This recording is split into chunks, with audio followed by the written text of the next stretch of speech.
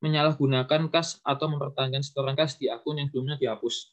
Prosedurnya, review penghapusan semua akun sengketa dan sampel penghapusan piutang sebelumnya.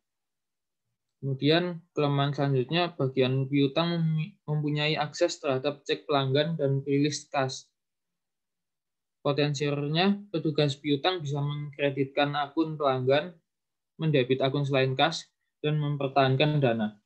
Prosedurnya yaitu melakukan penghitungan kas mendadak, melakukan pengendalian kas, dan menyiapkan daftar kas pada awal hari dan di akhir hari. Kemudian menentukan apakah kas diposting ke akun yang benar utuh. Kemudian kelemahan selanjutnya, penjualan ditagih oleh pemegang buku yang mencatat jurnal. Potensi errornya, pemegang buku dapat menghilangkan catatan penjualan dan menyalahgunakan pengiriman uang dengan memerintahkan pelanggan untuk mengirim uang langsung ke dirinya. Kemudian prosedurnya yaitu mencocokkan catatan penjualan dengan jurnal piutang di jurnal pembantu piutang. Bawah lagi. Kemudian ini di bidang akses terhadap aset. Jadi kelemahannya seperti catatan piutang dapat diakses oleh kasir. Potensi errornya yaitu lapping, penghapusan akun sebagai piutang tak tertagih. Kemudian prosedurnya yaitu melakukan penghitungan kas mendadak, mengkonfirmasi piutang, dan menganalisis semua akun yang dihapus. Yang terakhir di bidang pengendalian proses. Adapun kelemahannya yaitu penghapusan piutang tak tertagih tidak disetujui oleh bendahara. Potensialnya kas dapat disalahgunakan. Sehingga prosedurnya yaitu analisis semua akun yang dihapus. Dan yang terakhir, faktur penjualan tidak diperiksa harganya dan keakuratan mekanis. Potensi salah dengan prosedur memeriksa sampel faktur penjualan dan konfirmasi piutang.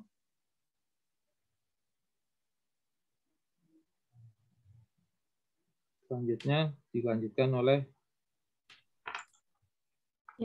selanjutnya kita mengisi kertas kerja lead schedule mengenai akun receivable, age trial balance-nya, Apple Blossom, Challenge Company. Jadi ada kolom customer, terus ada kolom umur piutang tidak terpenuhnya. Oh ya? Halo. Ya. Ini dulu ya, kita bahas yang pertama dulu ya, yang audit program dulu ya. Ini kan yang kedua kan ya? Oh iya. Yang iya, terkait Pak. Nanti menghitung penyisihannya ya, segala macam. Oke, kita bahas dulu yang pertama ya, biar nggak ini confuse nanti kalau kebanyakan sekaligus dua. Ya. Oke, dari ini kelompok lain ada yang ini ingin menambahkan atau beda hasil pengerjaannya atau ada yang bisa melengkapi, silakan. Terkait tugas pertama menyusun program kerja audit ya atau audit program. Substantif tes terkait dengan piutang usaha atau audit account receivable. Silakan.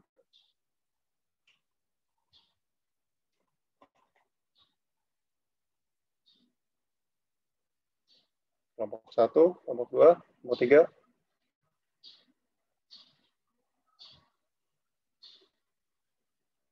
Sama semua.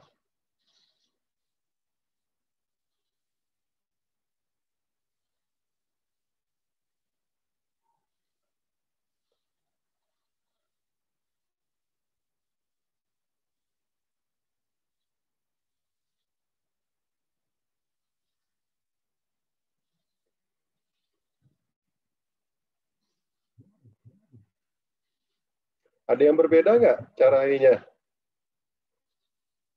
dari kelompok lain?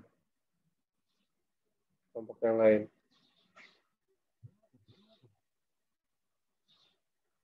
Nggak ada.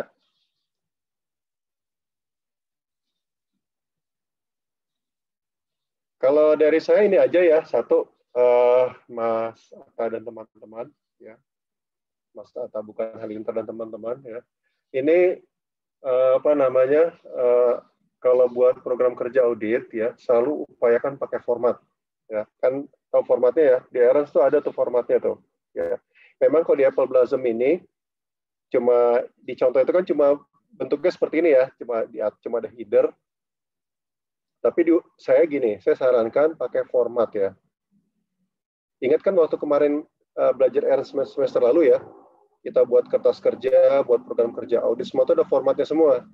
Ya, jadi tolong diupayakan nanti terkait program kerja audit pakai format. Ya, formatnya itu kan nanti terlihat ada headernya, terus habis itu ada tujuan, ya, tujuan umum, terus baru spesifik, ya, tujuan spesifik dari auditnya, ya, seperti itu.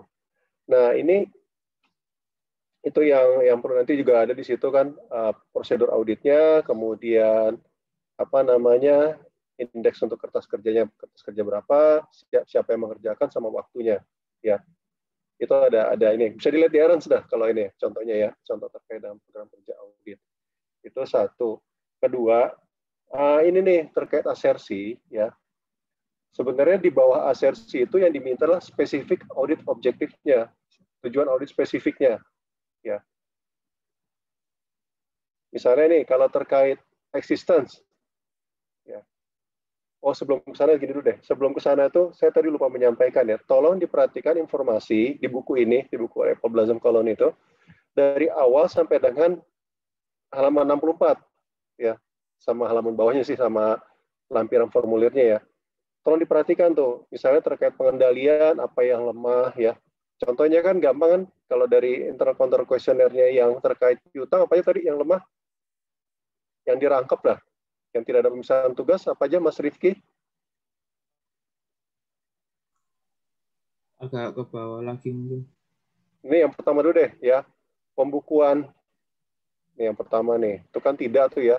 Jadi yang melakukan pembukuan sama yang mengelola kas adalah orang yang Mas Rifki. Sama ya? Harusnya beda, Pak. Ya, harusnya kan beda. Ini kan tidak. Ya. Ya. Yang mana tadi ya? Ini coba ke bawah deh.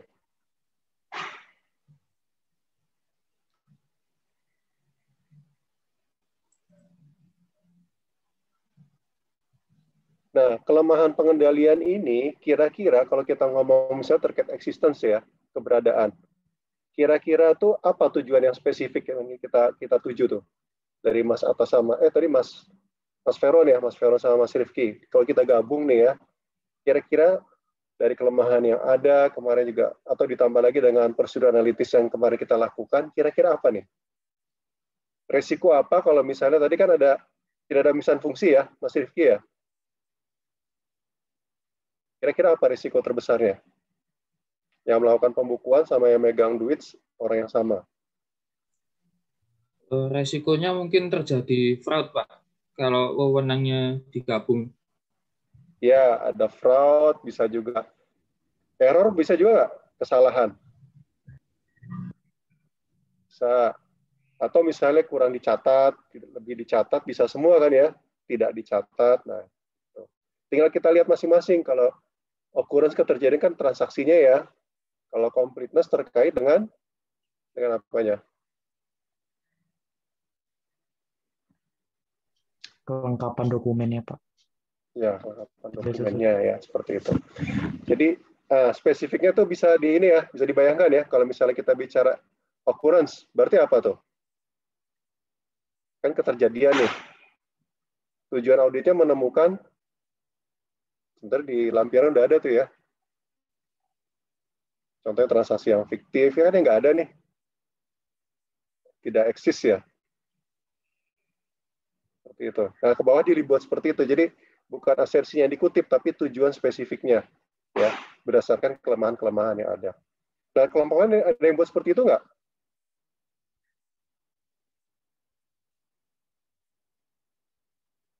Di program audit substantifnya, di atas lagi, ke atas lagi.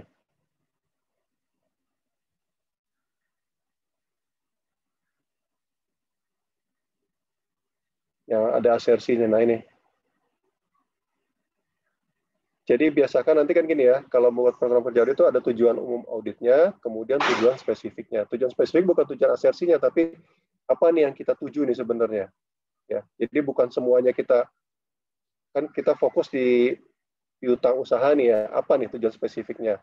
Misalnya terkait eksisten, bisa jadi kalau keberadaan transaksi tidak ada, berarti kan fiktif. Contohnya seperti itu. Ya. Jadi prosedur auditnya bisa lebih spesifik lagi. Ada yang seperti itu nggak mengerjakan kelompok lain?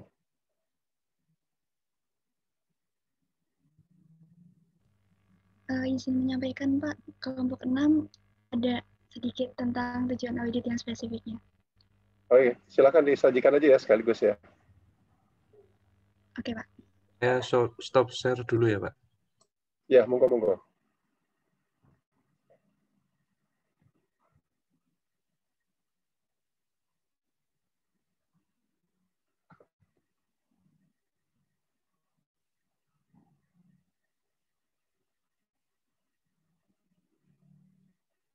Apakah sudah terlihat Pak?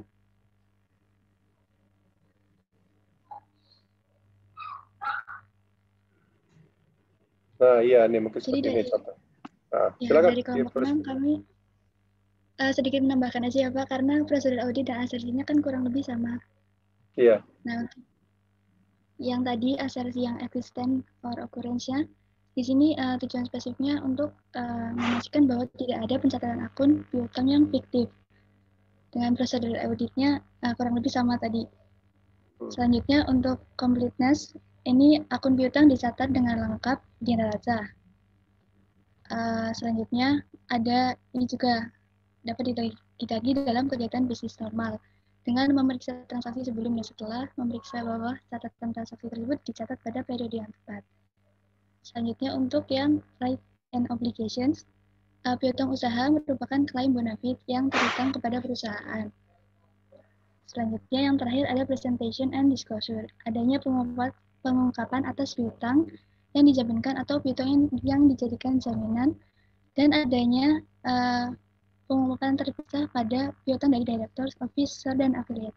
Nah, tujuan yang spesifik ini ada di bukunya Pak, ada yang di halaman itu. Di halaman berikutnya sebenarnya, di AP itu, terus. Ya AP Mbak. 3 terus. Kami ambil dari sini Pak. Nah iya, itu kan sebenarnya udah membantu ya. Sebenarnya ini di buku udah dibantu, tinggal kita ini aja. Tapi lebih bagus lagi kalau kita bisa menambah yang lain dari risiko-risiko yang ada kita temukan, ya kan? Seperti itu. Oh ada satu lagi Pak, belum lupa. Iya, ada lagi apa lagi? Ini yang kami tambahkan satu, saldo piutang dinilai berdasarkan value dengan benar. Untuk asersinya valuation or allocation. Ini terkait ini kan, nanti aging segala macamnya ya. Iya.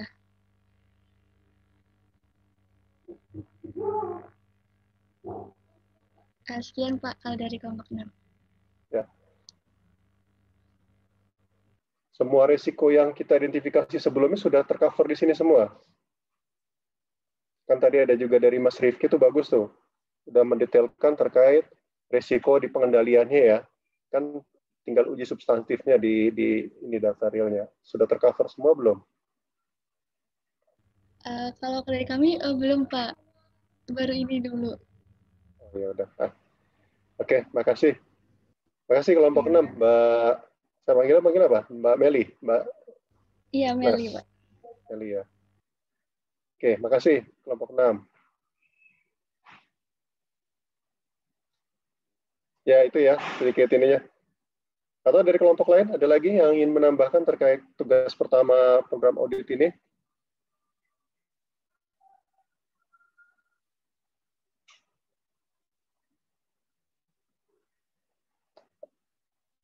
Jadi, gini, ini juga jadi ini ya, saya ingin ngasih ini aja. Kenapa tujuan audit yang spesifik itu penting? Ya, Jadi kan kemarin kita udah menguji terkait pengendalian intern, segala macam ya, kita lakukan materialitas, resiko, semua ya. Plus itu kan secara overall ya, secara keseluruhan. Nah, hari ini kita assess resiko pengendalian terkait dengan siklus penjualan sebenarnya ya, terkait dengan piutang usaha seperti itu. Nah, dari situ sebenarnya kita bisa menentukan tuh. Ya. Jadi nggak sekedar kalau mau dilihat, semuanya bisa tuh. Misalnya gini, kalau langkah-langkah ya, langkah-langkahnya yang banyak, tinggal kopas aja tuh. Di Aaron's tuh ada tuh. Kalau baca terkait dengan piutang usaha, ya program kerja audit yang lengkap itu ada semuanya. Tinggal di kopas aja semua. Tapi apakah semuanya harus dikerjakan? Sekarang saya tanya, teman-teman ini saya anggap kan auditornya ini ya, dari kantor akuntan publik yang audit Apple Blossom. Dikasih waktu berapa lama untuk melakukan audit? Ada yang masih ingat nggak? Ayo.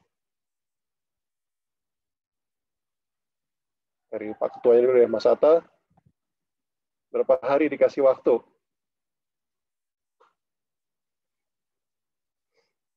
Lupa, di buku pertama atau di halaman berapa ya, di awal-awal tuh. Di penugasan, assignment-nya. Anda ditunjuk sebagai kantor akuntan publik yang ini bla bla bla bla bla melakukan audit dari tanggal sekian sampai tanggal sekian. Ada yang mau bantu?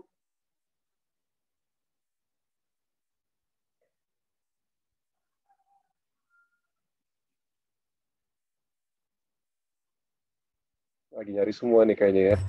Izin, Pak. Ya, silakan Izin Mbak menjawab, Sabrina. Dari tanggal berapa sampai tanggal berapa? Kalau di buku Apple Blossom itu diterangkan kalau siap-siap audit pada hari Senin 12 Januari 2004 dengan ekspektasi tanggal penyelesaian pada Jumat 6 Februari 2004, Pak. Kurang lebih 1 bulan. 1 bulan kurang ya? Ya. Kalau dihitung hari kerjanya tuh berapa minggu tuh? 3 minggu? 4 minggu? 4 minggu ya? 20 hari ya? Tanggal 6 itu apa tuh? Penyelesaian field atau penyerahan laporan? Coba dibaca.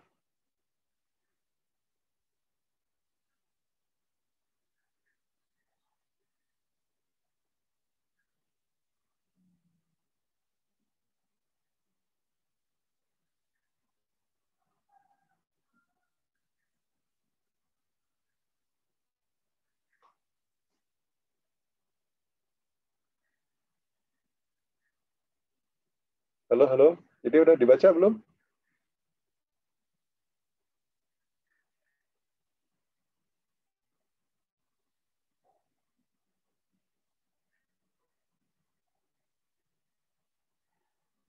Gimana, Mbak Sabrina?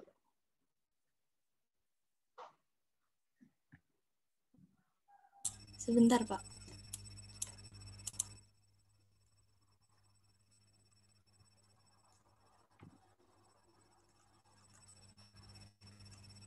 Yang lainnya mau bantu?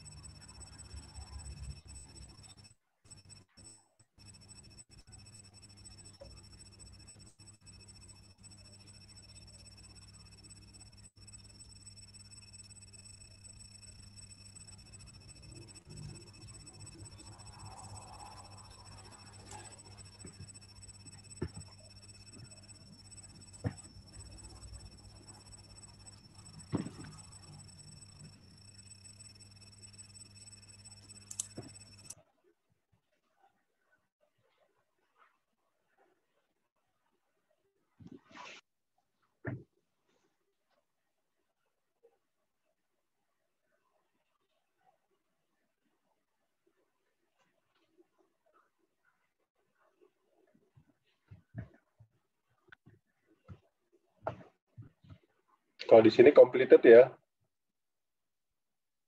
selesaikan pada tanggal 6.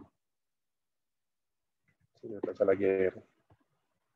Saya cuma ini aja ya, ke teman-teman ingin menunjukkan bahwa ketika melakukan audit itu waktunya terbatas ya. Ya. Di sini emang nggak dijelasin completed itu completed, karena kalau completed audit itu ada dua hal. Pertama itu completed field audit, sama satu lagi penyerahan laporan ya. Situ. Cuma di sini tadi dijelasin ya. Kalau misalnya tanggal 6 itu completed field audit ya, berarti ada waktu berapa minggu? 4 minggu ya. Dari 12 sampai tanggal 6 Februari itu ada 4 minggu. Tentunya diambil hari kerja kan 5 hari itu. 5 hari berarti ada 20 hari kerja ya, seperti itu. Nah, saya ingin gambarkan gini ya, kalau terkait program kerja audit, kenapa kita butuh spesifik audit objektif yang lebih spesifik gitu ya, berangkat dari resiko yang ada, supaya karena waktu kita terbatas ya, cuma 20 hari kerja. Ya. Kerjaannya banyak nih ya. Dan ini jangan dibayangin hari ini. Kalau kemarin saya sering kasih contoh kan hari ini ya. Hari itu daerah digital. Ini bayangin tahun 2003 gitu. 2003 itu mungkin ya memang sudah pakai sistem, tapi kan masih sistem itu kan gini. Dokumen itu di entry belakangan, bukan dari transaksinya langsung ke sistem. Ya beda ya. Ini kan tetap pakai dokumen, dari dokumen itu baru di entry ke sistem seperti itu. Ya, jadi ini berbeda tentu saja ya. Tetap ada petugas yang melakukan pembukuan, mengeluarkan uang segala macam ya. Kalau sekarang itu kan sudah di era digital ini udah nggak ada lagi tuh ya. Semua tuh udah paperless lah ya. Kalau teman-teman bisa bayangin ya kayak belanja online lah. Belanja online itu kan sebenarnya nggak ada kertas lagi tuh semua. Bahkan semua itu dilakukan oleh sistem ya. Mulai dari verifikasi pertama customer, kemudian barang itu bisa dikirim setelah customer bayar, itu dilakukan oleh sistem semua. Kalau ini kan masih dilakukan oleh manual oleh orang ya. Jadi program kerja audit butuh lebih spesifik supaya kita bisa mengurangi waktu pengerjaan. Ini baru piutang loh ya. Walaupun piutangnya termasuk yang paling banyak ya, transaksi paling banyak itu 2 ya, terkait penjualan ya, karena ini penjualan retail ya, maksudnya banyak. Yang kedua terkait apa? Yang transaksi banyak juga. Halo?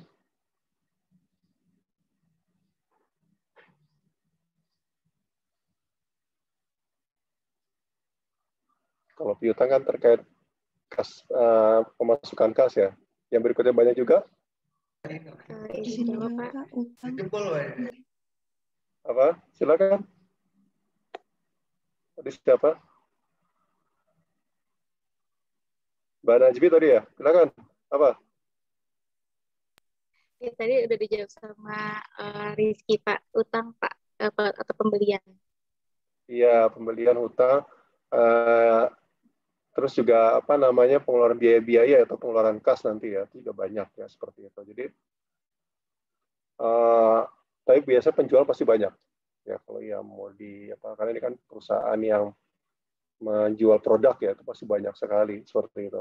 Jadi transaksinya paling banyak nih ya, jadi kita harus spesifik, kan nggak mungkin dengan waktu yang terbatas kita pengen periksa semuanya. Pertama kan udah sampling ya, tapi walaupun sampling itu juga tadi ya tetap kita melihat memperhatikan tujuan audit yang lebih spesifiknya itu ya. Jadi ada keterbatasan waktu, terus juga orang juga terbatas ya, jadi nggak banyak, paling cuma 3 atau 4 orang satu tim itu dalam satu melakukan laporan audit laporan keuangan. Oke ya, itu kenapa kita butuh tujuan audit yang lebih spesifik. Kalau langkah auditnya saya pikir udah ini oke ya semua ya. Itu sama aja kan, tinggal ngambil dari buku Aaron's, kita ambil yang lebih spesifik aja ya. Oke, ada lagi yang terkait dengan program kerja audit? Dengan audit program yang ingin ini.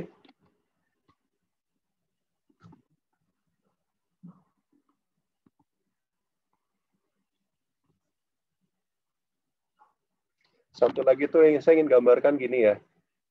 Tadi ada pertanyaan juga di kelas sebelumnya. Kalau gitu Pak, kita selektif dong program kerja auditnya. Ya iya, selektif. Nggak perlu semua kita. Bukannya lebih lengkap, lebih bagus. Kan gitu kan. Semua langkah kita masukin di program kerja audit. Bagus nggak tuh kira-kira? Ada yang mau ini tanggapi? Menurut saya nanti nggak efisien Pak waktunya. Kenapa? Gimana Mas Andreas? Menurut saya nanti nggak efektif sama nggak efisien Pak. Kalau selengkap. Iya, nggak efisien. Waktunya ya, karena waktu yang terbatasnya. Ya. Kedua juga ini ya. Ini masih ingat risiko penugasan pernah kita bahas?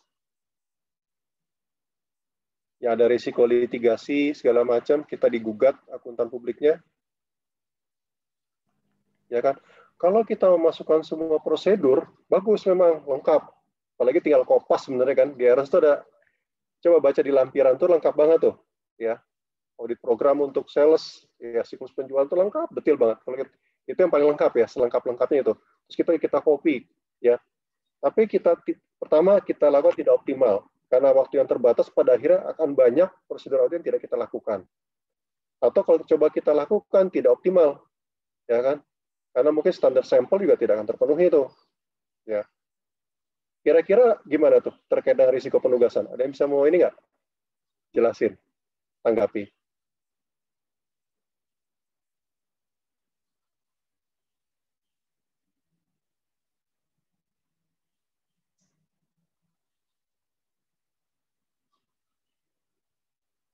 Dikaitkan dengan risiko penugasan, assignment risk.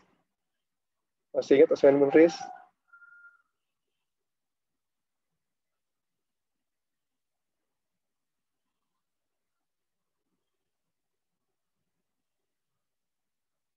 Halo, halo? Ada yang mau komentar?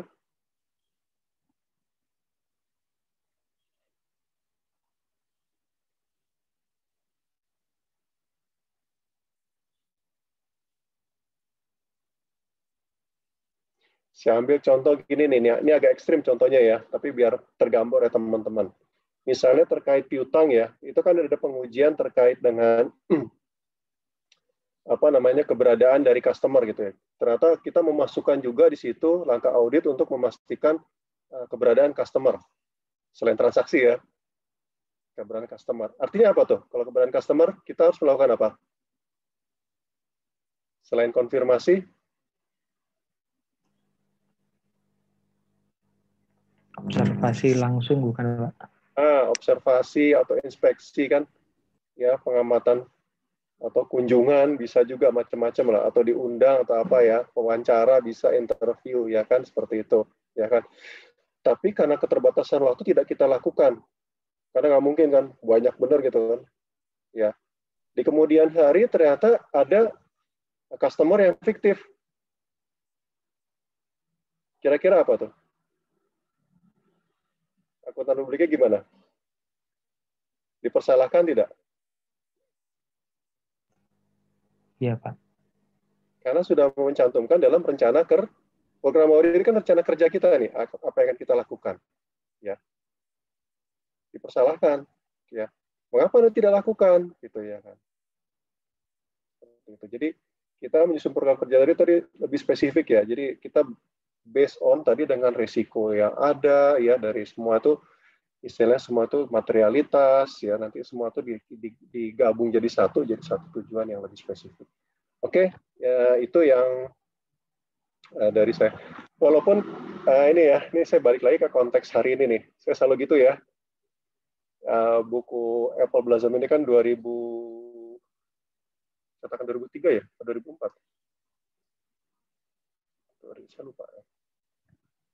Berapa ya? 2003 ya?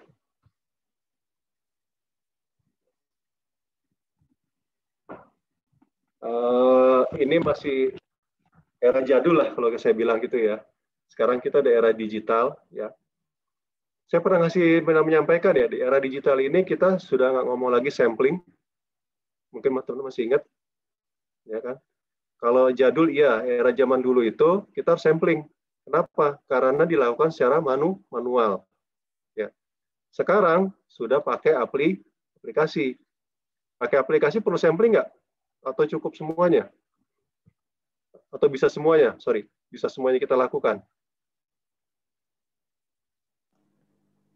Saya pernah dapat presentasi dari Gojek ya, dari salah satu vice presidennya bagus tuh dia cerita. Gojek itu kalau di audit bukan sampling lagi, padahal bayangin transaksinya itu berapa sehari itu bukan ribuan lagi, sehari itu jutaan transaksinya. Ya. Jadi setahun tuh bisa dibayangin tuh ratusan juta, mungkin udah miliar kali sekarang transaksinya kan. Ada yang terkait dengan Gojeknya itu sendiri, ada GoFood, ada macam-macam, itu banyak bener ya. Terus mereka sampling enggak? Ya, karena semua tuh database-nya ada, mereka audit full ya, pakai aplikasi. Jadi nggak ada masalah. Nah, saya ingin gambarkan gini, dalam kondisi hari ini kalau kita pakai aplikasi dan teman-teman kebayangkan ya, sekarang itu kan kita udah banyak kan paperless transaksi. Ya. Kalau dulu iya di Apple Blossom itu nanti dicek deh, kalau pembayaran itu masih pakai sorry.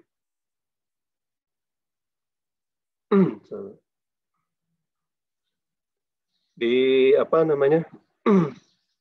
di Apple Blossom itu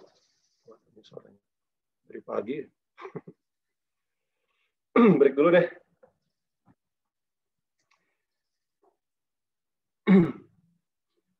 Nah, nanti coba teman-teman baca di Apple Blossom itu pembayaran masih pakai cek kan ya. Hari gini masih ada pakai cek nggak bayar? Atau pakai internet banking?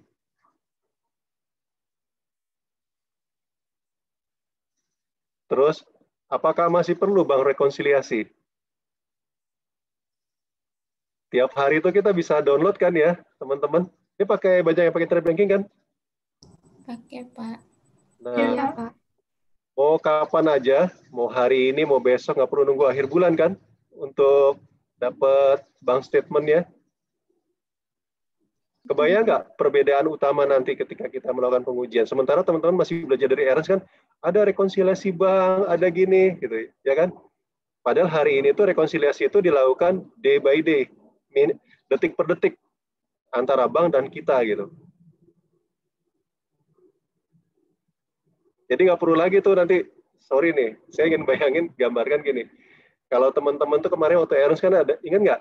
Di UAS itu ada ujian terkait rekonsiliasi bank. Ya kan? Padahal pada prakteknya hari ini, itu udah nggak ada lagi. Uang data bank itu dengan kita udah real time kok. Begitu ada selisih, langsung bisa kita kontak bank ini, bisa kelihatan gitu. Ya, kalau dulu nunggu sebulan dulu, sekarang tuh udah real time semua. Ada yang nggak match, bisa kita telusuri dari awal, sejak dari awal. Jadi saya antara data bank dengan data kita itu udah online sebenarnya, real time. Ya, rekonsiliasi masih dibutuhkan. Jadi itu hal-hal yang sebenarnya dengan teknologi itu akan ini. Kedua terkait program kerja audit, ya kan? Ini kita pendekatan si Blossom, Apple Blossom ini kan zaman dulu ya. Kita harus selektif. Kenapa? Karena tenaga sumber daya kita terbatas. Ya, waktunya cuma 4 minggu. 4 minggu itu 20 hari berarti kan ya. Karena 1 minggu hari kerja cuma 5 hari kerja 20 hari. Kemudian jam kerja juga terbatas kan. Sehari berapa? 8 jam.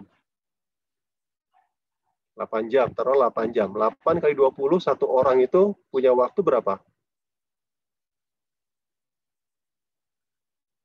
20 kali 8, 160 jam. Ya. Kalau ada 4 orang, 4 kali 160. Ya kan, 640 jam. Tapi kita bayangin satu orang aja. Artinya apa? Tugas kita terbatas tuh kalau pakai kerja manual. Tadi kan teman-teman yang di program menelusuri dari angka di balance sheet, terus ke general ledger, terus ke ini segala macam, ya. Kebayang nggak tuh?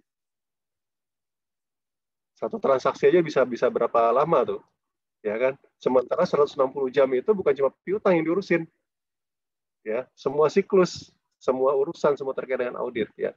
Nah, tapi kalau hari ini, ya, program kerja audit itu kita bisa ambil dari Ernst semuanya, kita uji dengan aplikasi. Saya pakai ACL gitu ya sekarang. Anda bayangin transaksi laporan keuangan pemerintah di Kementerian Keuangan itu banyak. Ya, kita punya aplikasi, tinggal di running gitu ya, tunggu sehari 2 hari udah dapat hasilnya.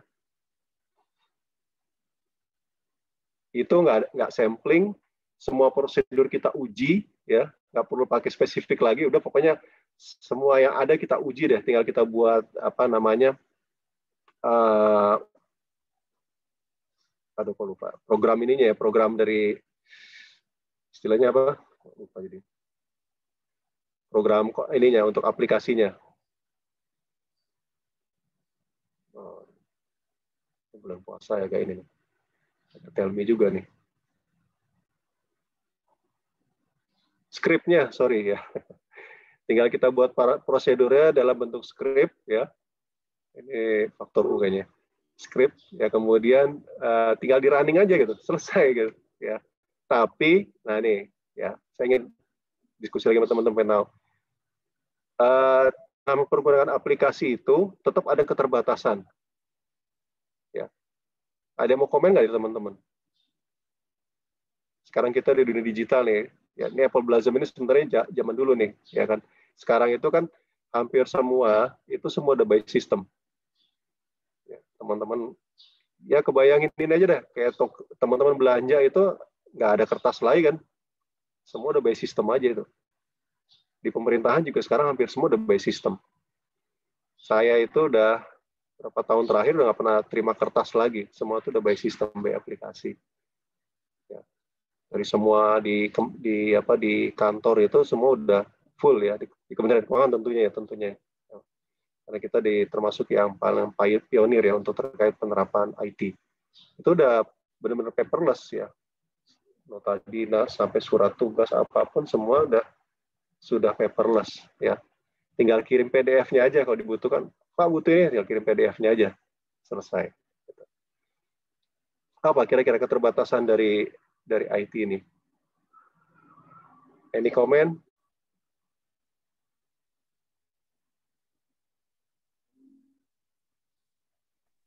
Mungkin hacker, Pak, meretas sistem. Ya, itu satu. Oke. Kira-kira ada lagi yang paling utamanya sekali itu.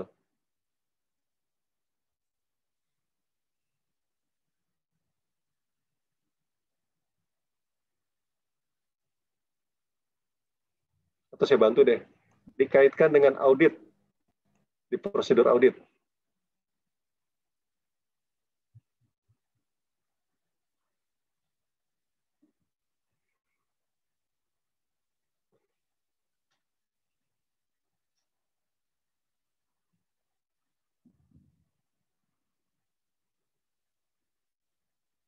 Ada komen? No one comment?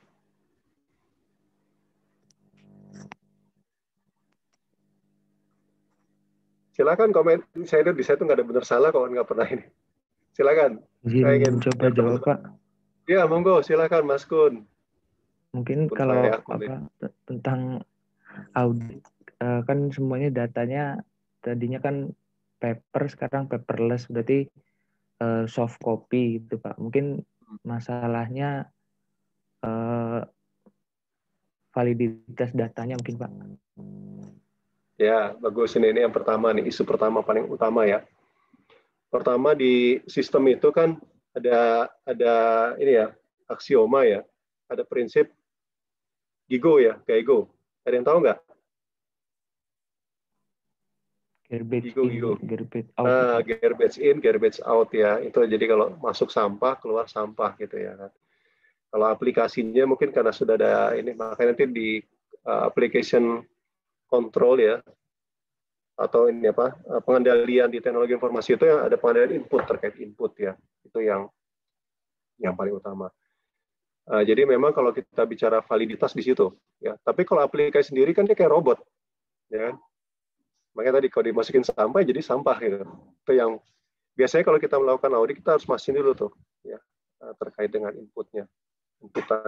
Walaupun inputnya by system ya, tetap harus kita uji semua. Terima kasih. Yang lainnya terkait audit lagi. Ada lagi nggak? Tetap ada prosedur audit yang tidak bisa kita hindari. Itu saya bantu lagi. Pemeriksaan fisik, Pak. Nah, bagus Mbak Sabrina ya. Jadi ada banyak hal yang sebenarnya dengan aplikasi itu hanya membantu, ya. Makanya teknik audit berbantuan komputer kan, TABK namanya, atau computer aided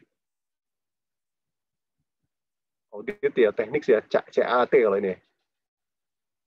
Ya, jadi dia membantu sebenarnya ya, dia membantu tadi menghilangkan tadi sebenarnya keterbatasan ada itu dihilangkan dengan bantuan teknologi komputer tadi dengan aplikasi segala macam ya. Tapi dia memiliki keterbatasan ya. Sambil contoh misalnya kita ada beberapa prosedur yang harus menguji fisik ya. Itu nggak bisa menggunakan aplikasi, tetap aja kita harus melakukan pengujian. Misalnya apa, inventory ya, apalagi aktiva tetap ya, tetap harus dilakukan pengujian fisik ya, seperti itu. Terus yang kedua, dari aplikasi itu kan kita sebenarnya tidak langsung menemukan masalah, tapi menemukan namanya anomali. Ya. Jadi misalnya dari hasil dari aplikasi ditemukan selisih nih, ya, terkait dengan pencatatan piutang, ya, dari data sales order, purchase order kan bisa di match semua tuh data-datanya ya, dengan data customer misalnya, data piutang per customer. Misalnya untuk piutang customer X itu ternyata ada selisih, ya, dengan pembelian yang dilakukannya. Itu baru masih merupakan anomali. Tapi itu menyebabkan, tapi walaupun anomali, itulah trigger kita ya untuk melakukan pendalaman, penelusuran lebih lanjut. Itu sebenarnya udah menghemat waktu banyak ya sebenarnya. Dibandingkan kalau kita menguji satu persatu gitu.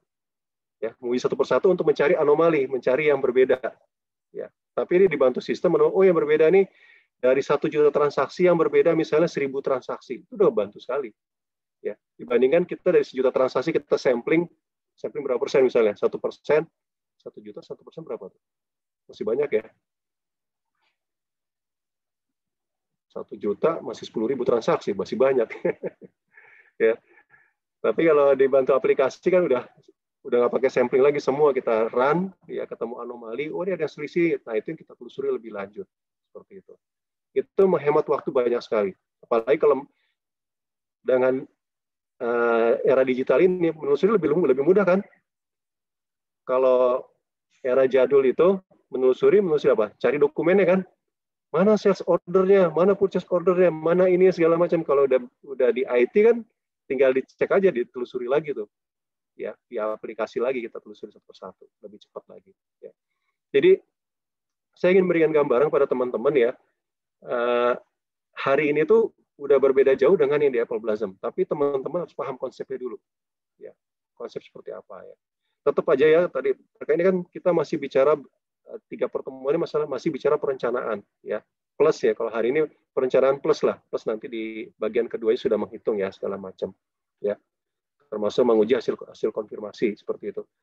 Tapi kita bicara perencanaan tadi, konsepnya teman-teman harus pegang ya, bahwa ketika Anda menyusun program audit, Anda harus spesifik loh ya pada area-area yang tadi yang berisiko tinggi, yang ada anomali segala macam yang perlu mendapat perhatian ya, seperti itu. Sesuai dengan asersinya masing-masing. Konsep itu. Terus program kerja auditnya karena kita masih era tahun 2000-an ya, era teman-teman baru lahir mungkin ya. Ini lahirnya tahun 2000 kan? 2001. Saya pernah nanya kayak waktu itu. 2000 paling tua tahun berapa? Ada yang masih 17. Kayaknya banyak di sini nih. Jadi paling tua 2001 paling ya. Paling tua kayaknya ada yang 99. Nggak tahu kalau ada yang 98. Kayaknya paling tua Kunhak, Pak. Jadi ini kalau ini Pak Mas atau ketua ini petua ya. Yang dituakan. Oke. Jadi itu yang harus dipahami ya. Saya selalu gini, tiap pertemuan saya akan menggambarkan kondisi dulu yang kita belajar dari Apple Blossom. Ini konsep kan, bicara konsep ya, supaya teman-teman bicara. Dan kondisi hari ini. Jadi teman-teman kalau misalnya turun audit udah kebayang gitu. Oke, begini. Jangan nanti teman-teman jadi auditor kebayangin masih seperti Apple Blossom gitu. Udah beda. Ini udah era yang berbeda gitu ya kan. Apalagi udah tertinggal 20 tahun gitu, hampir 20 tahun kan ya, teknologi udah makin berubah ya. Itu yang mudah-mudahan apa yang sampaikan ini bisa berikan gambaran pada teman-teman. Saya kira itu aja yang terkait tugas pertama. Ada pertanyaan? Clear ya terkait program kerja audit ya. Tolong nanti kalau di ujian ya selalu pakai format ya. Jangan kayak tadi tuh cuma tulis gitu aja ya. Kelompok 5 tuh tolong nanti teman-teman kalau ketika misalnya di UTS ada pertanyaan untuk membuat program kerja audit, ya, tolong buat pakai format. Ya. Nah, formatnya kalau bisa yang pakai standar lah, kayak teman-teman kan dulu waktu semester lalu kan sudah diperkenalkan berapa standar ya, standar beberapa format gitu, pakai itu aja. Ya, kalau di Apple Blossom ini kan sebenarnya nggak terlalu standar ya, seperti itu. Oke, itu aja dari saya. Lanjut ke tadi Mbak, siapa tadi ya? Ada ya? Presentasi Iya, Pak. terkait dengan tugas kedua. Silakan.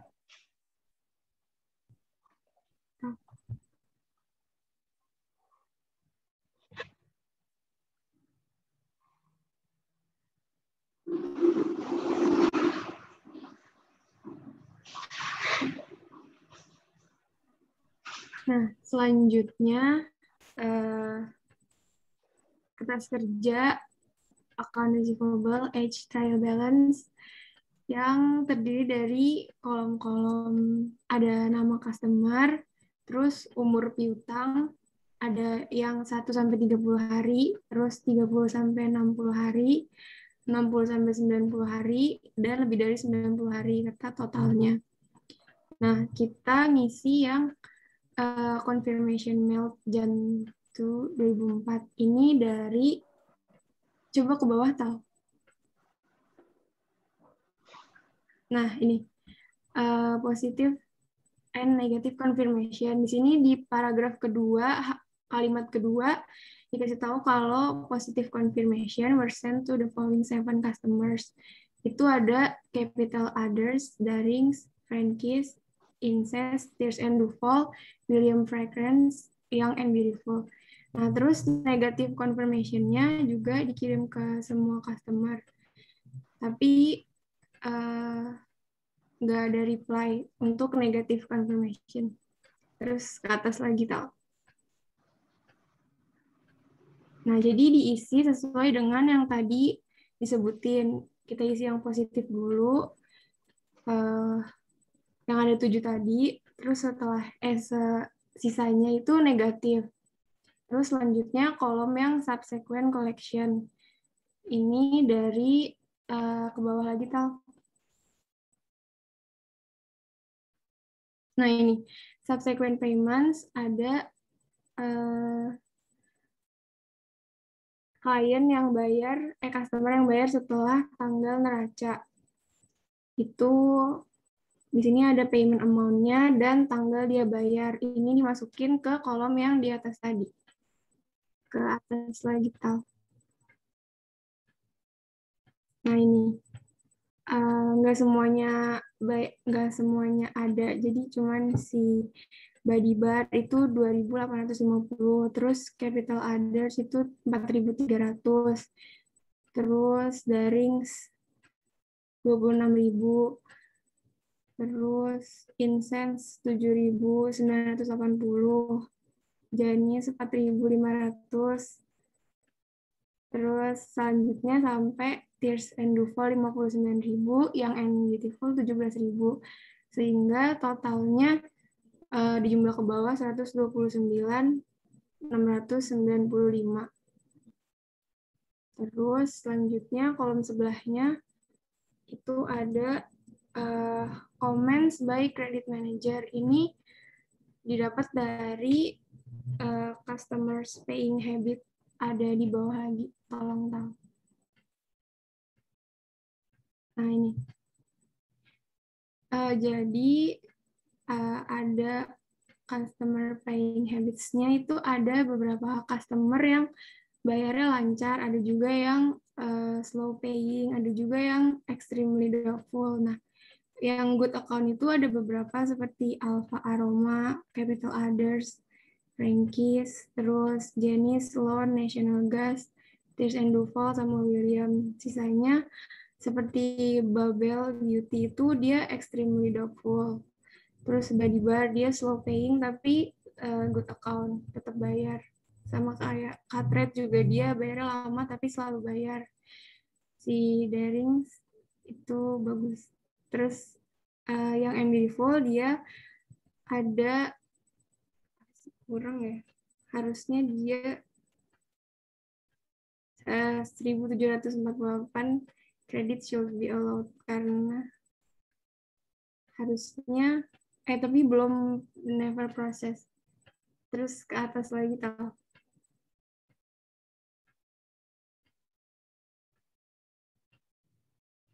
Oh, terus itu udah. Terus yang untuk adjustment-nya ke surat konfirmasi dulu aja. Ke bawah lagi tahu. Nah ini ada surat konfirmasi yang pertama itu dari Frankis. Dari Apple Blossom itu saldonya 17.200. Terus menurut Frankis itu udah benar, jadi dia nggak ngasih komen. Terus yang selanjutnya, yang kedua, William itu menurut Apple Blossom saldonya 19.400. Dan menurut si William juga udah benar. Maka masih yang atas ya. Maka dalam syarat konfirmasi 1 dan 2 itu saldonya udah benar dan pelanggan udah setuju dengan jumlah tersebut. Nggak ada perbedaan antara saldo yang dicatat sama Apple Blossom dan kliennya. Terus yang ketiga, nah ini Tears and Duval, Apple Blossom mencatat itu 77.540. Sementara menurut si Tears and Duval, dia udah bayar 59.000 tanggal 31 Desember 2003. Jadi harusnya saldonya tinggal 18.540. Nah, untuk meriksanya kita lihat di tadi mana ya? Ke atas lagi tal. Atas lagi. Nah, ini dari bawahnya. Yang subsequent payment. Ya ini. Dari subsequent payment itu si Tears and Duval itu emang benar udah bayar 59.000. Tapi dia kasnya baru masuk diterima pada tanggal 2 Januari. Makanya nggak kecatat di tahun 2003. Jadi yang benar itu menurut Apple Blossom itu masih sebesar 77 berapa tadi? Ke bawah lagi tuh mau.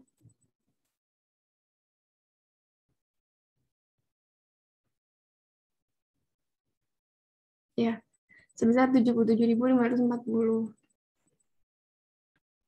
Maka ke bawah lagi.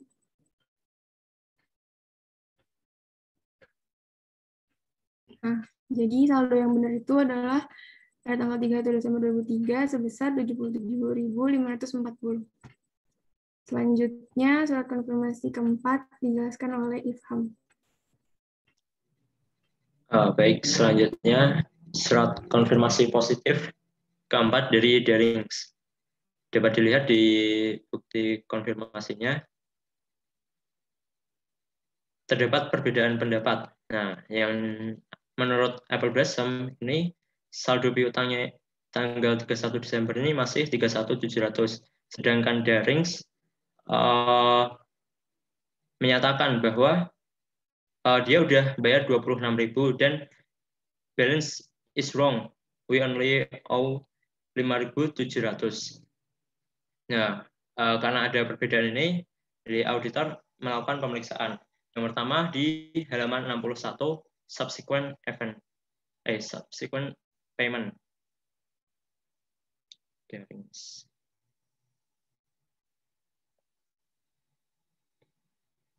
Nah, dapat dilihat di sini ada payment dari Daring sejumlah 26.000 pada tanggal 5 Januari 2004. Nah, berarti benar bahwa Darings itu udah membayar 26.000, tapi udah lewat tahun. Jadi kesimpulannya yang benar itu saldo menurut Apple Blossom. Coba bawah lagi taruh.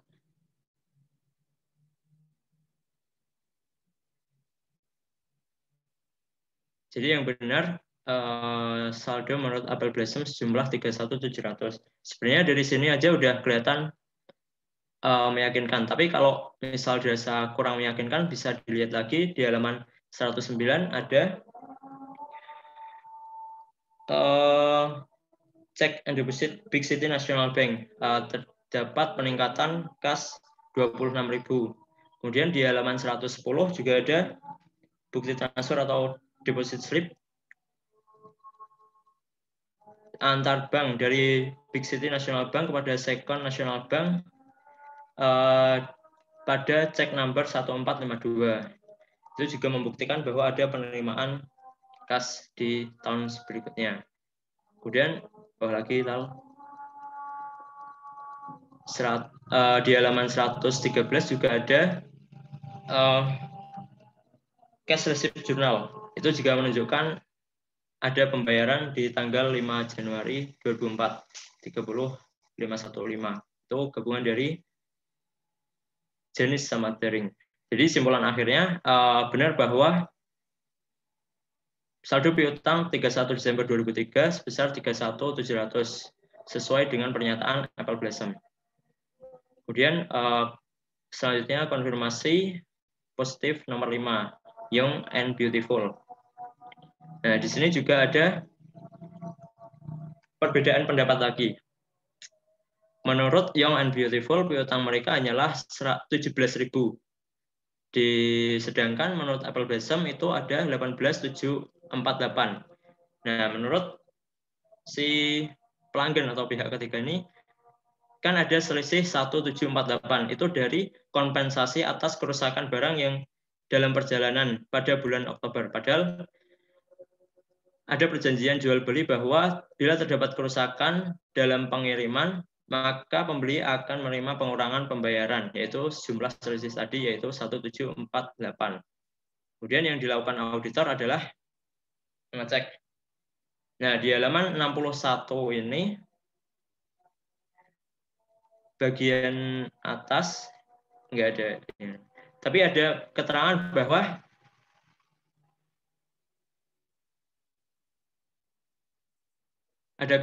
selama melakukan pemeriksaan dengan Brenda Robertson, seorang manajer kredit, auditor menemukan bahwa kredit 1748 seharusnya diterbitkan untuk Young and Beautiful, namun kredit tersebut tidak pernah diproses. Jadi si Apple Blossom memang mengakui ada selisih 1748 berasal dari kerusakan barang yang harus dikompensasi. Berarti kesimpulan. Tapi sama si Brenda Robertson ini belum diproses. Nah, jadi kesimpulannya saldo yang benar pada 31 Desember 2003 adalah 17.000, sesuai dengan pendapat Young and Beautiful. Dari konfirmasi ini, si auditor nanti harus mengusulkan jurnal koreksi. Nanti jurnal koreksinya. Sekarang kita lanjut ke surat konfirmasi selanjutnya. Nah, konfirmasi positif ke-6 ada dari capital orders. Di sini terdapat keterangan no exception. Artinya dapat ditarik kesimpulan bahwa surat konfirmasi 6 ini benar dan pelanggan setuju dengan konfirmasi tersebut, yaitu jumlah 7.400 sesuai dengan Apple Blossom. Kemudian selanjutnya nomor 7. Nomor 7, klien dari Intense In. Nah, ini juga ada perbedaan pendapat lagi. Menurut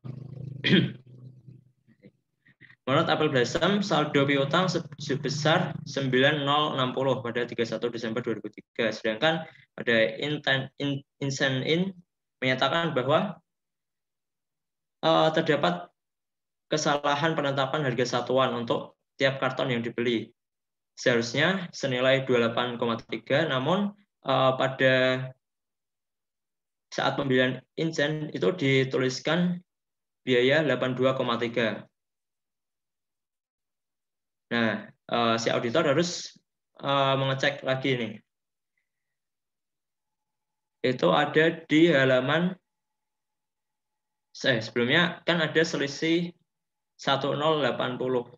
Itu ada keterangannya di halaman 60.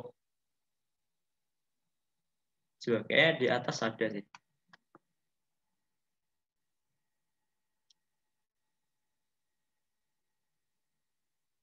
Nah, atas lagi udah itu.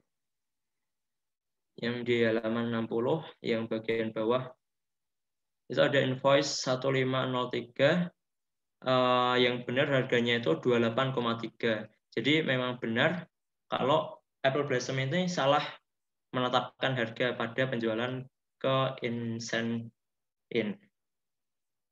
Ke bawah lagi kita.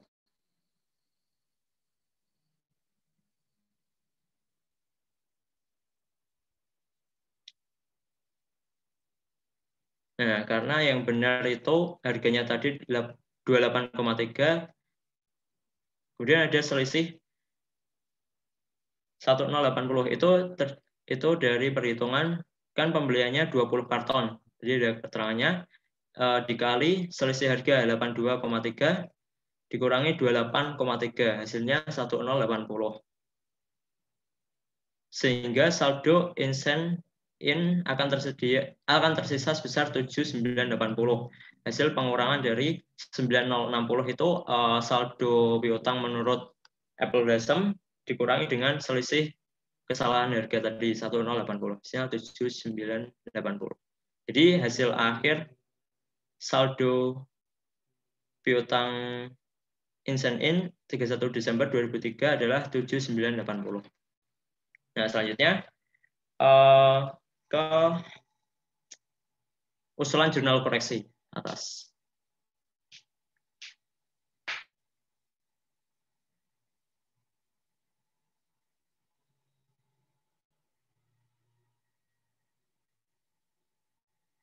Jadi usulan jurnal koreksi, jadi konfirmasi tadi menghasilkan usulan jurnal koreksi. Yang pertama itu ada yang tadi konfirmasi nomor 5 itu kan ada itu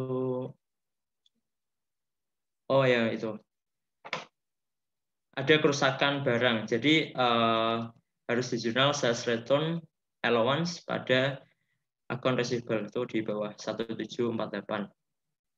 Kemudian usulan jurnal koreksi yang kedua pada konfirmasi ke-7 tadi kan ada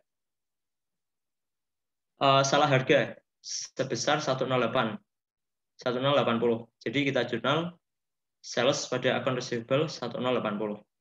Kemudian yang jurnal koreksi yang paling atas itu berasal dari penghapusan piutang. Jadi kan itu piutang dari Bubble Beauty and Supplies.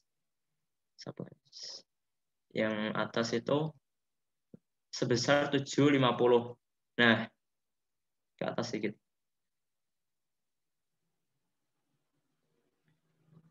Nah, komen dari credit manager itu kan extremely doubtful. Piutang dari Bubble Beauty Supplies, yaitu itu usianya itu di atas 90 hari dan menurut auditor harus dihapuskan saja. Jadi auditor mengusulkan untuk menghapus piutang itu. Jadi kita jurnal allowance for bad debt pada akun receivable sejumlah 750. Nah, setelah tadi dijelaskan oleh Nada, kita melakukan penyesuaian jurnal entry tadi ke atas kita. Ya udah. Kita jumlahkan. Jadi kan jadi ada satu jurnal koreksi lagi yang kurang nanti di bawah. Itu dari selisih antara jumlah piutang dari audit dengan saldo Apple Blossom. Itu saldo Apple Blossom itu dari jadi piutang 1 sampai 30 hari itu kan awalnya berjumlah 188 187 itu yang di bawah per klien. Kemudian ada penyesuaian dikurangi 1080 dari jurnal penyesuaian nomor 2 tadi, jadi per audit 187 107. Kemudian yang hari 30 sampai 60 atas sedikit. Atas. Ya itu. Hari ke-30 sampai 60 yang per klien bersaldo 20.570. Di sana nggak ada jurnal penyesuaian, jadi tetap per audit 20.570. Kemudian hari ke umur piutang 60 sampai 90 hari per klien itu 3198. Kemudian ada penyesuaian jurnal pengurangan tadi 1748. Jadi bukti konfirmasi tadi sehingga per audit jadi 1450. Sehingga total per audit itu saldonya 209.127. Kemudian ke paling bawah jurnal terakhir.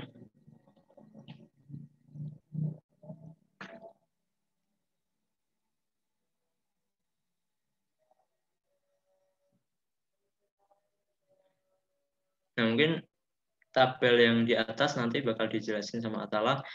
Yang saya fokus ke journal entry yang di bawah dikit lagi. Bawah dikit. Ada. Nah, jadi kita hitung selisih antara balance per analysis sama adjusted balance 5.588 sama 19.169. Jadi selisihnya 13.580. Nanti kita jurnal koreksi lagi allowance for double account pada revision for bad debt 13.580.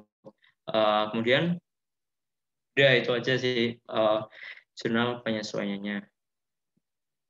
Tapi kalau dilihat balance per analysis ini dari perhitungan provision for bad debt reasonable debt, itu ada rate uncollectible percent itu dari KK tahun lalu, yaitu 1 sampai 30 hari itu ada 1,5%, 30 sampai 60 hari 10%, 60 sampai 90 hari itu 50%. Jadi dihitung amount yang di atas tadi kita masukkan dikali ketemu balance per analysis 5.588,61.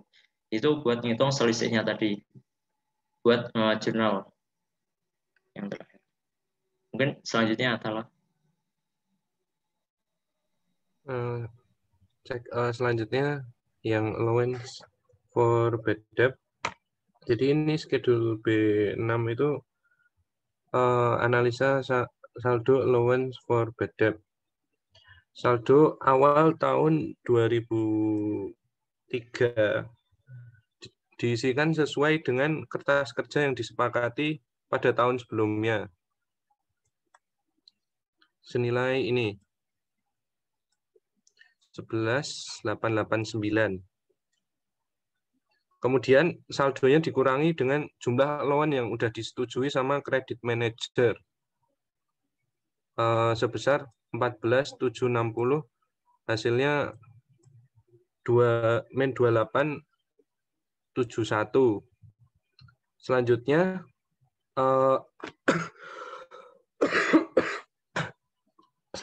yaitu dikurangi nilai provisi yang diperkirakan dan disesuaikan dengan tren pada tahun 2003 sebesar 22.790. Hasilnya balance per kliennya yaitu 19.919. Kemudian ada penyesuaian dari ini AJ1 di yang B1 tadi itu. Mana tuh? Ini AJ1 punya B1 besar min 750.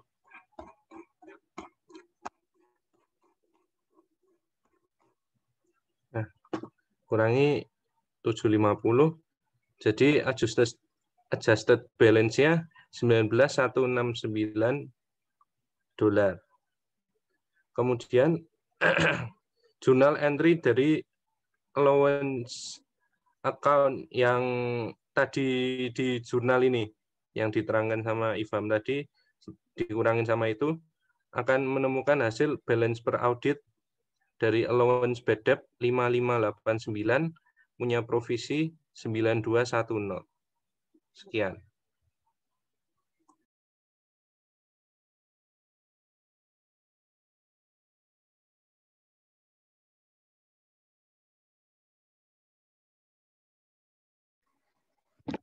Oke, sudah Mas Atta? Sudah, Pak. Sudah ya. Oke, dari kelompok lain ada yang ingin ini menambahkan atau berbeda hasilnya, menanggapi atau punya perhitungan yang lain? Silakan.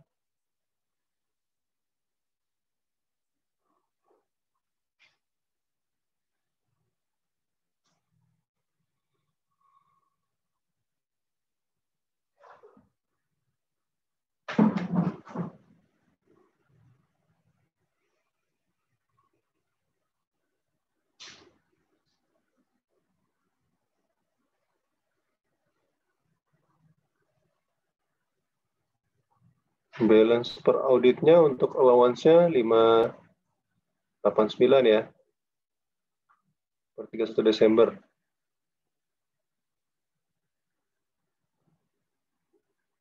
Provisi BTF-nya 90.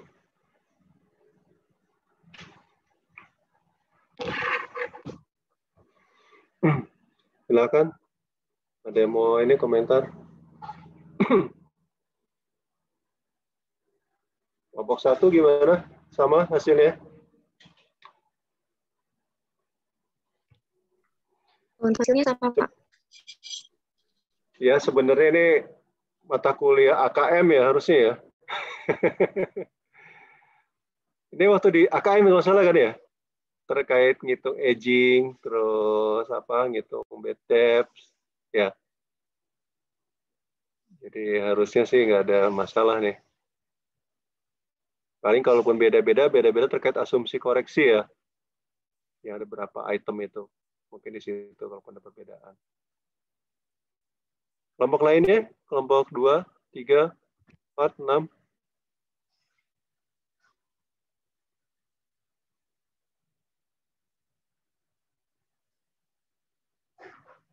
Izin Pak, untuk kelompok 6 juga sudah sama. Kelompok berapa? Suara kecil. Untuk kelompok 6 juga sudah sama, Pak. Sama ya. Sama tapi ngerjainnya nggak sama-sama kan ya? Enggak, Pak. Beda narasinya. Ya sih, ini nanti tuh itu teman-teman ya, kalau nanti pas audit, ya itu sebenarnya ilmu akuntansi kepake semua tuh. Ya, audit apapun nanti kepake.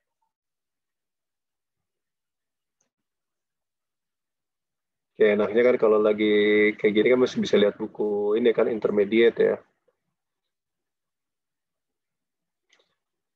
Kelompok lain? Kelompok 6 udah, 1 udah. 2, 3, 4 ya berarti ya. Di Samsu ya. 2, 3, 4 ada ini komentar? Mohon izin Pak, kelompok 4 sama. Sama ya. Iya. Kelompok 2? Kelompok 2 juga sudah sama, Pak. Sama ya. 4?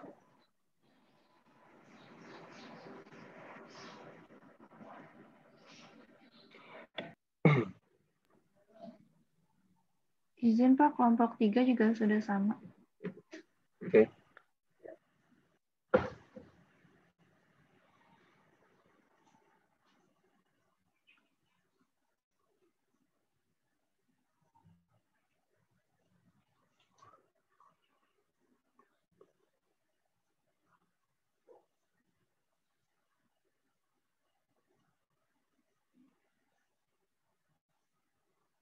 Satu lagi ini ya, apa namanya? Ini juga tadi di kelas sebelumnya juga nggak ada ya. Jadi kalau kita bicara penghapusan piutang segala macam itu kan kita bicara juga satu ya. Satu tuh kewajarannya ya. Kewajaran, kemudian yang kedua, biasanya kalau terkait penghapusan piutang itu ya, akun-akun atau customer yang dihapus itu jadi perhatian tuh ya.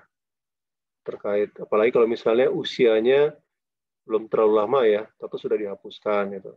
Misalnya di sini kan 90 hari atau misalnya itu diteliti lebih detail biasanya ya.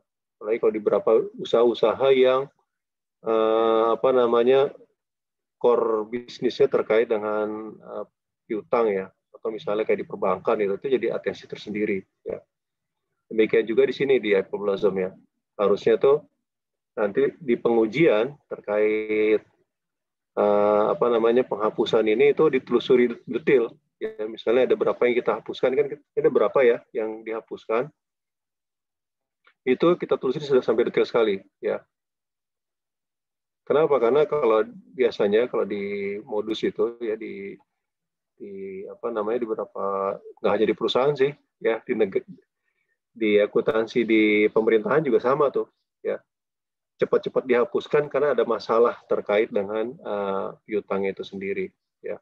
Misalnya piutang fiktif ya, kalau di swasta itu ya, itu buru-buru dihapuskan. Biar apa? Kalau piutang fiktif kan pengennya cepat-cepat dihapuskan.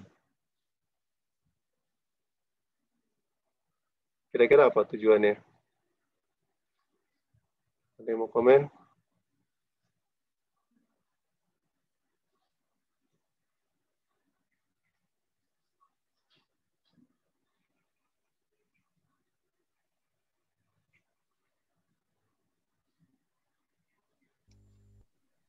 Biar akun receivable turnover-nya kelihatan cepat gitu mungkin. Itu satu, tapi yang paling utama kan kalau ini menghilangkan jejak ya. Kalau dia fraud ya, terkait fraud ya, seperti itu.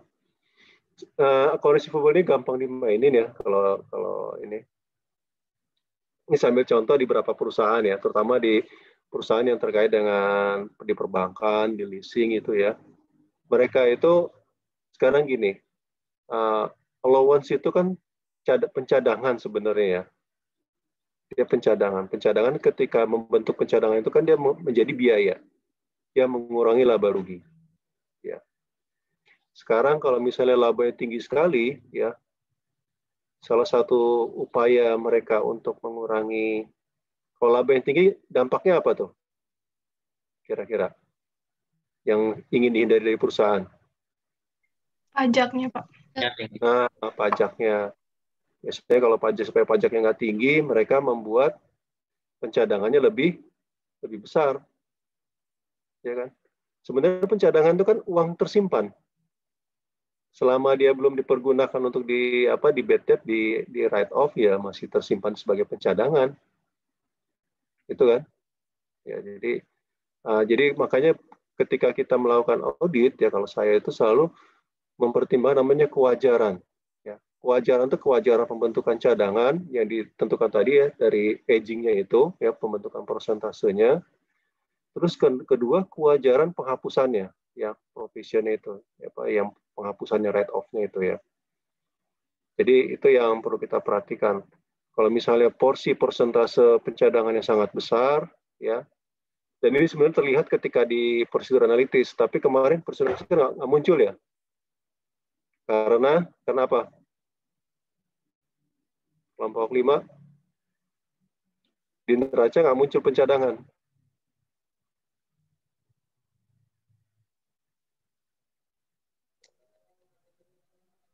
Muncul nggak? Di neraca yang kemarin, yang pas kita buat prosedur analitis.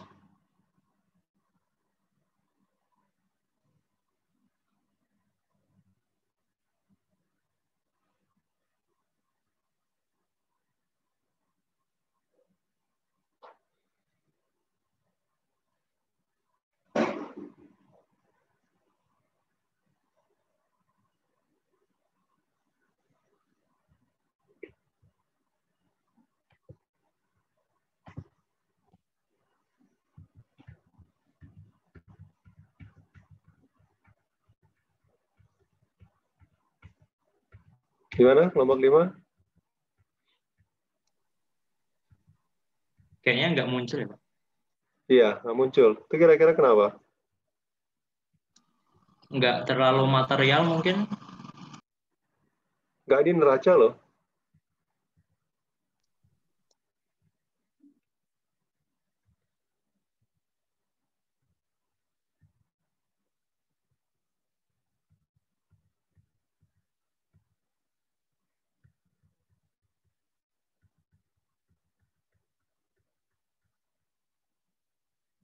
Kira-kira apa penjelasannya?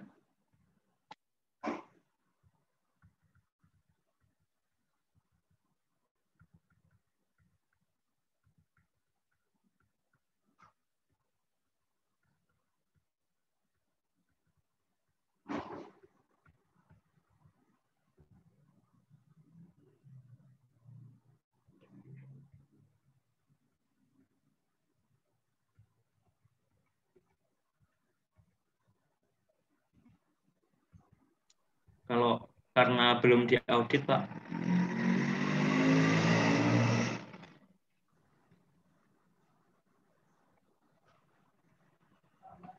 Walaupun belum diaudit kan harusnya kalau apa? Ini kan neraca ya, kita bicara neraca ya. Kalau dari penyajiannya gimana?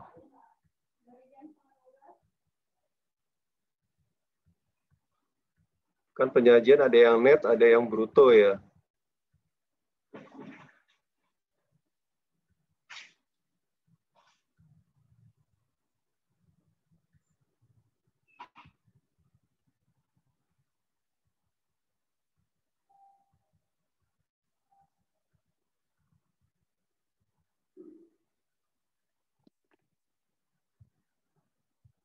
Ada komen?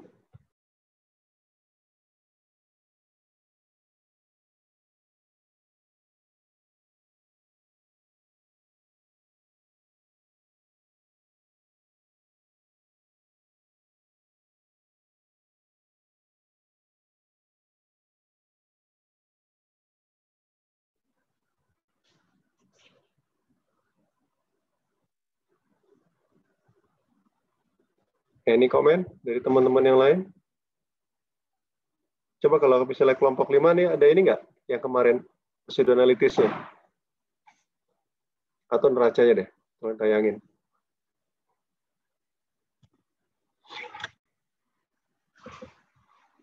Berarti yang pertemuan 1 ya, Pak? Iya, 1 ya. Sebentar, Pak.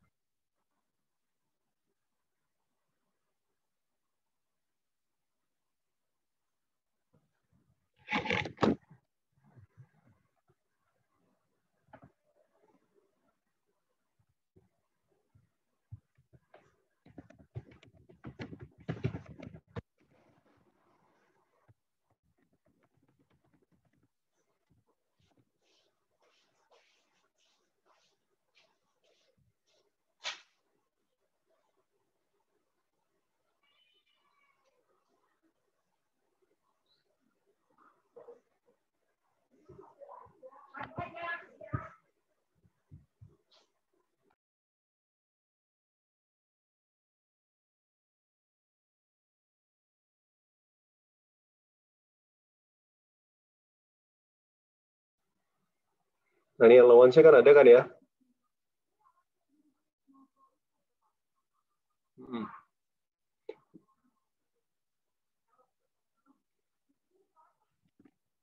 Nah, biasanya ini kalau yang dianalisis juga kalau kita melakukan audit terkait allowance for bad debt tuh persentase di sininya ini, ya kan? Ini per buku ini pada 19.000 ya, kecil banget. 19.000 dibagi 202 itu hampir 10% ya, 9% kurang ya. Terus yang dihapuskan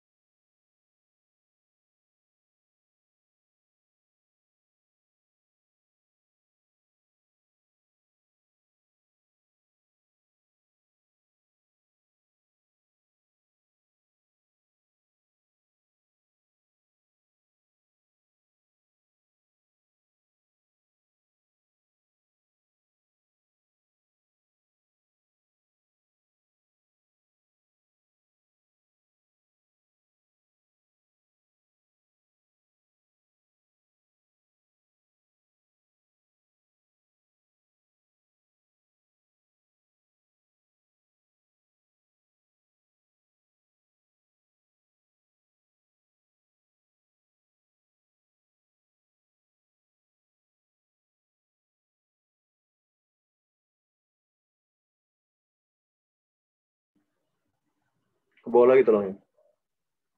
Nah itu provision for bad debt-nya.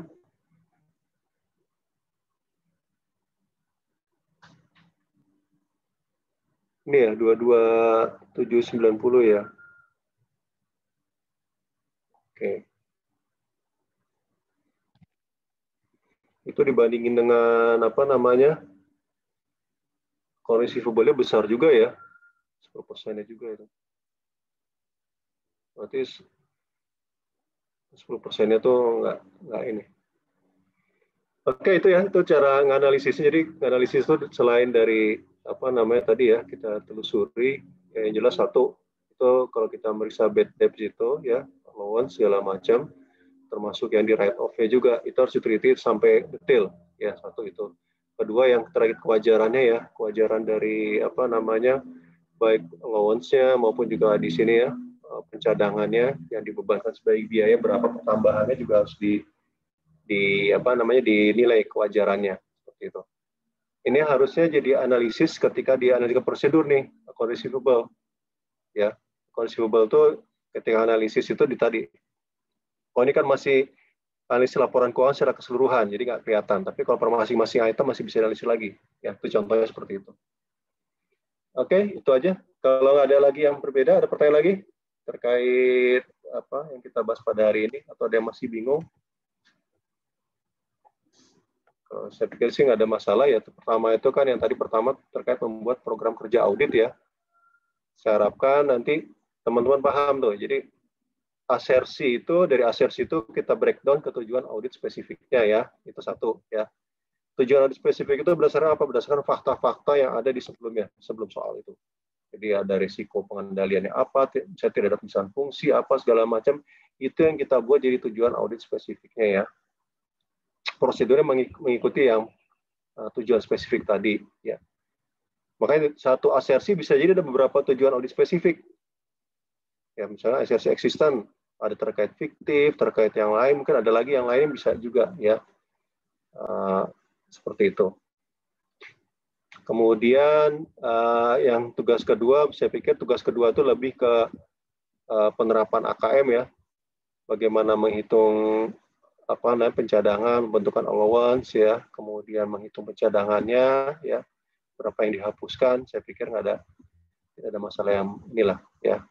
Kemudian menuangkan kan sudah semua lengkap ya, sampai jurnal entry koreksinya juga sudah ya, seperti itu. Kemudian angka after auditnya setelah audit berapa juga sudah muncul di situ ya. Oke, ada lagi yang ditanyakan? Yang masih kurang jelas?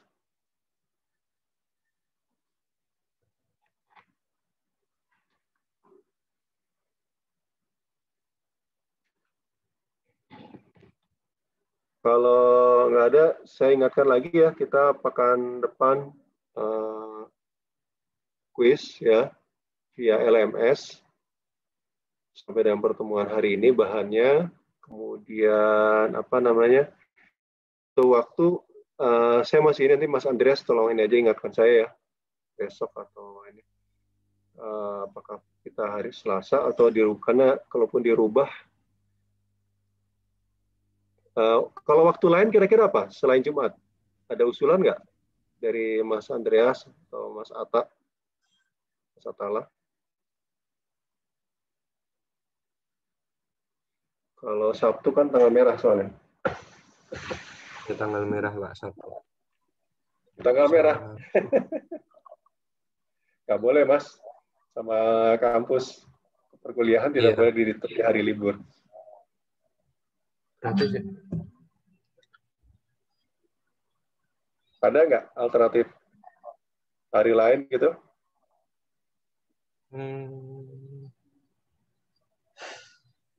Sebentar Pak.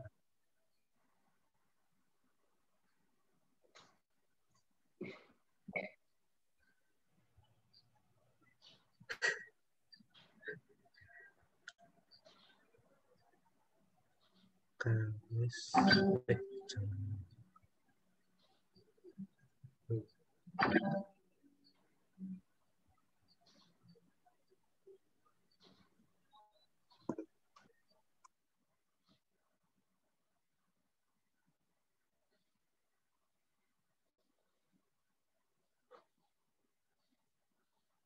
Saya minggu ini padat lagi acara ya. Ada tugas soalnya, tugas keluar.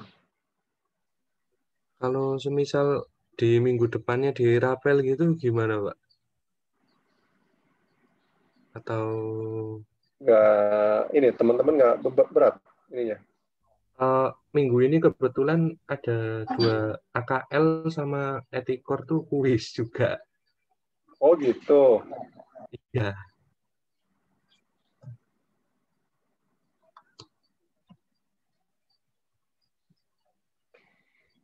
Nah, gini deh. Sementara Selasa dulu ya. Nanti kalau misalnya ini kita pending ke minggu depan. Saya Selasa ini sebenarnya padat banget ya.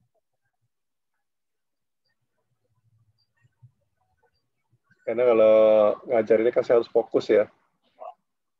Dan posisi saya juga lagi nggak di ini. Saya di luar. Nanti agak sulit. Ini deh. Sementara Selasa, alternatifnya ke pekan depan gitu aja ya. Mungkin nanti hari Senin saya putuskan pindah ke pekan depan lah gitu. Itu aja deh sementara ya. Kalau pekan depan berarti di hari Sabtunya ya? Sabtu Jadi, bisa. Iya. Bisa, Pak. Sabtu ya. Sabtu seperti sekarang ya. Jadi nanti pekan depan tuh dua kali kuliah ya. Hari Selasa sama hari Sabtu. Mungkin gitu.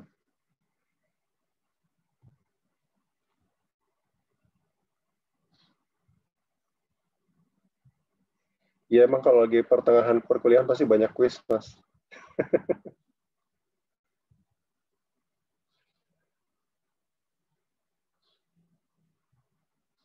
Semua kuisnya via LMS, yang mata kuliah lain. Belum dikasih tahu, Pak, mau pakai via apa.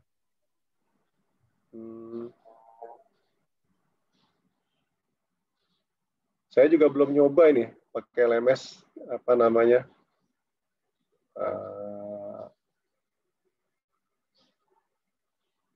Karena beda sama Google. Kalau Google kan bisa kita uji coba ya. Kalau LMS ini saya juga belum ini. Nanti saya coba dulu. Saya latihan dulu. Bisa nggak? Ada previewnya nggak kayak Google Form gitu ya? Saya belum tahu juga. Tapi selama ini so far nggak ada kendala ya pakai LMS, teman-teman? Nggak ada sih, Pak, LMS tuh. Mungkin kalau dari tampilannya aja, Pak, kayak apa namanya, kalendernya itu loh, Pak. Kalau tugas udah ngumpulin itu kalendernya tuh nggak terus hilang, tapi tetap ada loh. Kayak diwarnain apa. Jadi kan kayak, loh ini udah ngumpulin atau belum, awal-awal gitu sih, Pak. Kalau ini, ini saya belum cek nih malah di LMS nih. Bentar, saya cek dulu ya.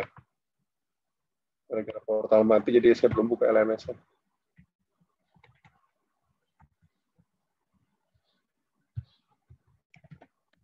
Tampilannya juga ini ya. Apa, kering. Nggak ada ininya, nggak apa ya. Nggak ada seninya gitu.